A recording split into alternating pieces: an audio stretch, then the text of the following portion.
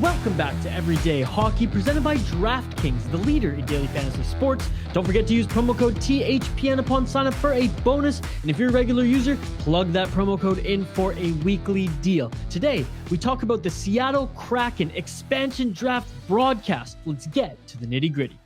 Filling in for Dylan today is our friend Ian Cameron of the Ice Guys YouTube channel and podcast. Ian, hit me with your initial reactions and thoughts. Yeah, I mean, the broadcast, and if you missed it, we talked about this on our Ice Guys expansion draft recap show as well. This draft presentation was porous. I mean, there's no other way around it. There's no other way to put it. You can't sugarcoat it. It was awful, I think, all around what we saw last night. And look, it's unfortunate because this was supposed to be a momentous day for the NHL, bringing in a new franchise, letting them put their roster together from the ground up via the expansion draft. And I thought we were going to get, kind of like a standard NHL entry draft show. You're up there on the podium, you make your announcement, and then you go to, Bob McKenzie or whoever the case it was going to be last night, whichever analyst or personality you could think of could just talk about, oh, this defense core, this is what I think of the blue line. Oh, this is what I think of this player. Oh, this is what I think of that forward. Oh, I don't know if the top six forward group is strong enough. You just thought you would get that kind of hard-hitting, interesting analysis. Instead, they almost made it look like they wanted to do an entertainment show or a concert, if you will, or some kind of funny routine to just try to attract the casuals. And, it was just all around poor. Chris Fowler, who I like doing college football on ESPN, and he does good work with tennis, he just wasn't cut out to be the host. It felt like he didn't know a whole lot about the game, or is not one of those people that you think is connected to hockey year round. So he felt a little bit forced with his dialogue. Dominic Moore is usually pretty good with breaking down hockey and breaking down games. I thought he had an off night. He's calling forwards defensemen and some defensemen calling them forwards and mispronouncing names. And it was a rough night for him. They had these weird, gimmicky situations with Marshawn Lynch and Sean Kemp, who looked like he was put on a few too many pounds, and talking about how the best part of hockey is fighting, which is now barely a tenth of what makes up the sport these days.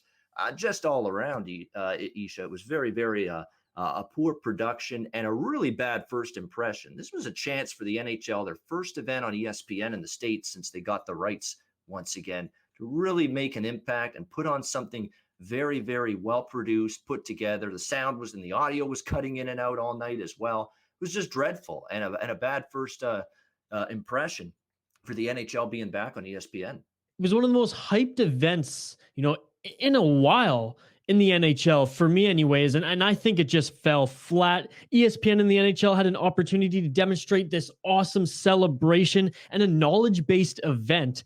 Instead, it was a circus, and in my opinion, Ian, a flat-out embarrassment. Would you have rather seen an all-hockey lineup of broadcasters and analysts for this event? Would have been nice, like an NHL draft. Like we're going to see the NHL draft on Friday night. I'm sure it's going to be your standard production. You're going to have your host, you're going to have your Eddie Olczyks, you're going to have the guys that have played the game, the NHL insiders, whoever is reporting.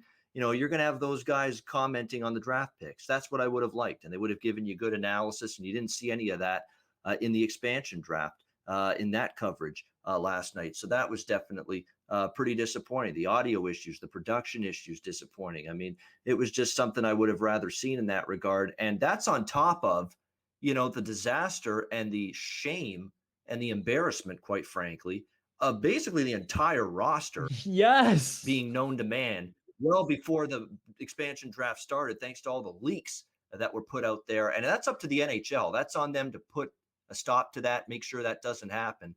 And that was the beginning of what was I thought, a dismal day all around in putting this thing together.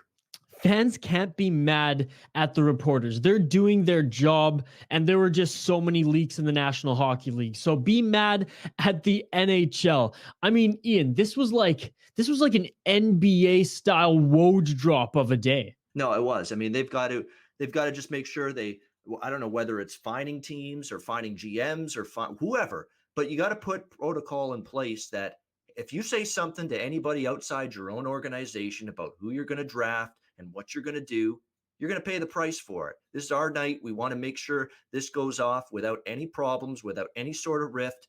We want to make sure that the first time people hear about who the Seattle Kraken have drafted to their roster, it's on the presentation that we're going to put together at 8 p.m. Eastern on Wednesday night. And that unfortunately didn't happen. And everybody tuning in, as long as you have social media, and most people do these days, you pretty much knew who was already on the team. I just think it was too much of a corny show, to be honest. I think even the casuals were cringing. Like, what is this, The Office? I agree with that. To me, it was just more about let's get the players out there. They paraded around in the new jerseys. They put a couple of the players that were out there, Giordano, Eberle, a couple of them that were there in person. We had the home jersey for the Kraken, the road jersey. They showcased that a little bit, but you really didn't see just a thorough breakdown of, hey, this is what this guy can do. And that was supposed to be Dominic Moore doing that, and he really didn't give you much of that. Like most of his analysis, it was just this vanilla stuff. Like this a hardworking player, he's going to fit in well, just the kind of guy you need. But he didn't give the intangibles of what makes him a good player, what makes him a useful player, what makes him a player that's going to help this team. You didn't hear any of that throughout the broadcast. It was a chance to maybe introduce these players, put a little, rather than just who it is, what makes them a special hockey player, what makes them a good hockey player, how are they going to help this team win? Let's quickly talk about the team now. Do you think Ron Francis and co. have set this team up in a traditional build, i.e. using their draft kicks to build a team and whatever assets they've acquired, trading them to build around said team? Or can they be competitive with the core that they've just acquired? Obviously, a few tweaks here and there, but with the guys that they've selected. Yeah, with this team, I mean, there's no doubt Ron Francis, the two things that were very, very clear throughout this roster, top to bottom. One, we're not taking on any big time salary cap hits. We're not taking any big contracts. Of course, there were rumblings about Carey Price, among others. They didn't come close to touching anybody with a big contract or a big salary cap hit. And number two is they really focused on defense and goaltending in that blue line, and not so much loading it up with top six forwards. And I think the reason for that is because they're going to be looking to do side trades and side deals. We already saw Tyler Pitlick in a side deal earlier today following the expansion draft. They're going to look toward free agency next week as a way to really bolster the top six forward group. Gabe Landeskog's name is being linked, among others, to the Seattle Kraken. So I think that is the pathway Ron Francis chose to say, you know what, that's where we're going to really look at top six forwards and getting some of our better offensive firepower in here. Right now, it's mostly going to be building a foundation, getting three young, you can have them under control contract-wise, and they've got a lot of upside in their three goalies they took, Chris Drieger, Vitek Vanacek, Joey Decord, and of course, they've got a very solid blue line. I thought they did a good job there. Giordano, a veteran leader. I know maybe his best days behind him a little bit, but he's still going to help them. Vince Dunn's a good blue liner, Oleksiak, and the forwards too. The thing that I find is very common with this roster, forwards and defense, these are guys that play both ends of the ice. Yeah. Two ways, defensively responsible, defensively minded. They're going to be a very tough, competitive team. Don't know how many wins that's going to translate to, but you're going to need to come to work and be ready to play if you're going to beat the Seattle Kraken this season, because they've got a solid blue line. They've got capable enough young blue chip goaltending. They're going to have a very good work ethic. Most of their players are two-way players that play both ends of the ice. Going to have to work and play hard to beat this Seattle Kraken team. Now all that's missing is probably getting some top six forward firepower. And my guess is we're going to see that addressed a lot more during the free agent period. I can't believe no trades were announced on the broadcast either, man. Before we wrap up, Ian, where can the viewers find you, and what do you got cooking with the boys at the Ice Guys? You can find me on Twitter at Bobano. That's Bobano. You can follow the Ice Guys on Twitter at @_Ice Guys. And of course, the Ice Guys is 7 days a week during the NHL season right here on the Hockey Podcast Network. And of course, we're doing a bunch of special shows over the summer. We had our expansion draft show that we recorded today. We're going to have another one in a couple of weeks to recap free agency and a lot of the big signings. So make sure you check that out. That's it for the video today. Tell us who Ian's favorite football team is in the comments below. Smash that like button and subscribe, and we'll see you in the next video.